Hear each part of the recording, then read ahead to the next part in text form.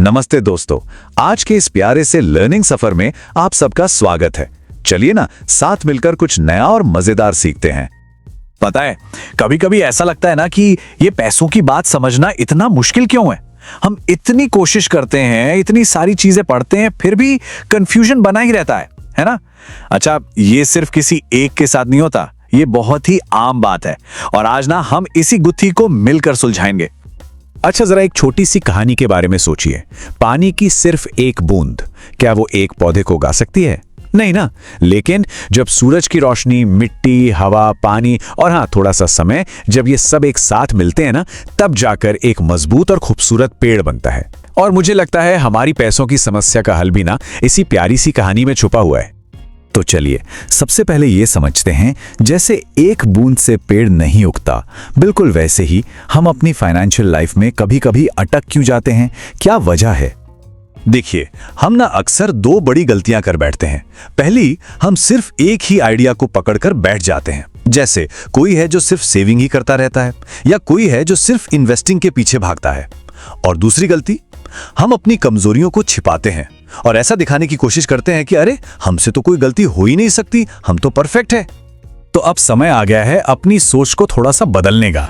चलिए देखते हैं कि कैसे हम उस पुरानी टेंशन देने वाली सोच से निकलकर एक नई, शांत और समझदार सोच की तरफ बढ़ सकते हैं। जरा स्क्रीन पर देखिए, यहां दो तरह की सोचें। एक तरफ है पुरानी सोच जो कहती है अरे बस एक कोई बढ़िया सा रूल पता चल जाए फिर तो हम अमीर बन जाएंगे, या फिर मुझे अपनी गलतियां छिपानी चाहिए, किसी को पता नहीं चलना चाहिए। ये बिल्कुल वैसा है जैसे स्कूल में हर टेस्ट में 100 में से 100 लाने का प्रेशर होता है ना। लेकिन दूसरी तरफ है नई सोच जो कहती है नहीं, मुझे सारे सिद्धांतों को एक साथ इस्तेमाल करना होगा, और ये भी कहती है हाँ मेरी कुछ सीमाएं हैं और इसमें कोई बुराई नहीं है। और पता है, जब हम इस पुरानी सोच में फंसे रहते हैं ना, तो हमें शर्म महसूस होती है, कंफ्यूजन होता है और हमेशा फेल होने का डर लगा रहता है। ये एक भारी बोझ की तरह है ना। लेकिन घबराने की कोई बात नहीं है। अब हम बात करेंगे असली समझदारी के रास्ते की। और अच्छी बात यह है कि इसका समाधान बहुत ही सिंपल है, सिर्फ 2 हिस्सों में। यहां से हमारा सफर बहुत आसान और उम्मीद से भरा होने वाला है। तो सॉल्यूशन का पहला हिस्सा है सभी सिद्धांतों को एक साथ मिलाना। जरा सोचिए, एक बढ़िया सी चाय बनाने के लिए क्या चाहिए?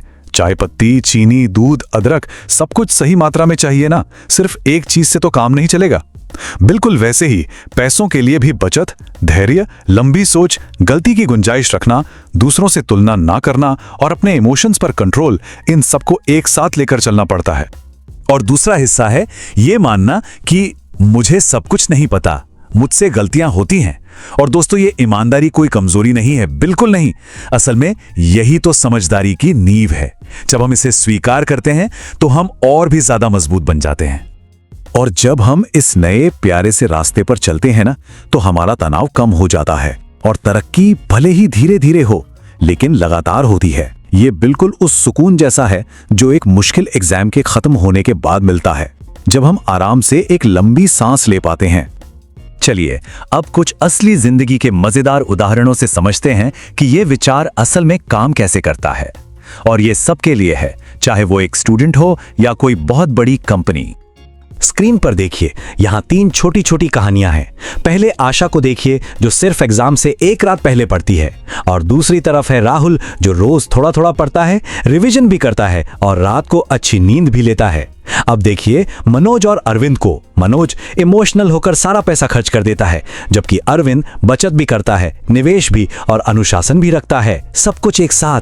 और आखिर में सुरेश का बिजनेस जो सिर्फ सेल्स पर ध्यान देता है, और रमेश जो अपने बिजनेस में मार्केटिंग, फाइनेंस, कस्टमर सबको साथ लेकर चलता है। तो नतीजा तो साफ है ना? हमेशा साथ मिलकर चलने वाला ही आगे बढ़ता है। और हमारे प्यारे एपीजे अब्दुल कलाम जी, उन्होंने क्या खूब बात कही थी। उन्होंने कहा, मैं सबसे अच्छा वैज्ञानिक नहीं हूं, मेरे पास बस सबसे अच्छी टीम है और सीखने की इच्छा है। सोचिए, इतने महान लीडर ने भी विनम्रता और टीम वर्क यानी सिद्धांतों को मिलाकर ही अपनी असली ताकत दिखाई। और ये सिर्फ लोगों पर ही लागू नहीं होता, दुनिया की सबसे बड़ी कंपनियां भी यही करती हैं। गूगल को ही देख लीजिए, वो क्यों इतना सफल है?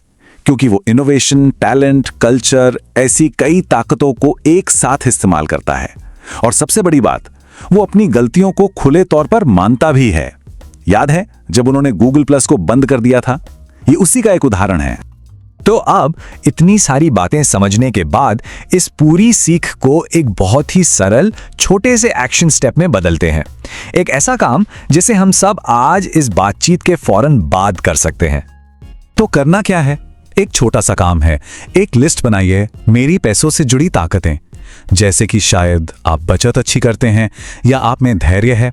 फिर एक दूसरी लिस्ट बनाइए मेरी पैसों से जुड़ी कमजोरियां, जैसे शायद डर लगता है या कभी-कभी जल्दबाजी कर देते हैं। अब बस एक कमजोरी को चुनिए, सिर्फ एक, और अगले 7 दिनों तक सिर्फ उसे ठीक करने पर ध्यान दीजिए। देखिए कितना आसान है और इससे आपको बहुत क्लैरिटी मिलेगी। और जाते जाते एक बहुत ही समझदार गुरु की ये बात हमेशा याद रखिएगा, सफलता बुद्धिमानी से नहीं बनती, सफलता बनती है हमारे व्यवहार से और खुद के बारे में हमारी ईमानदार समझ से। चलिए आज के दिन के लिए इसे मन में दोहराते हैं। हम हर दिन सीखते हैं, हम अपनी कमजोरियों को स्वीकार करते हैं, हम एक मजबूत वित्तीय भविष्य बनाने के लिए सभी सबकों को मिलाते हैं। तो याद रखिए दोस्तों, रोज की छोटी छोटी सीख ही एक दिन बड़ी सफलता दिलाती है। अपना खूब ध्यान रखिएगा।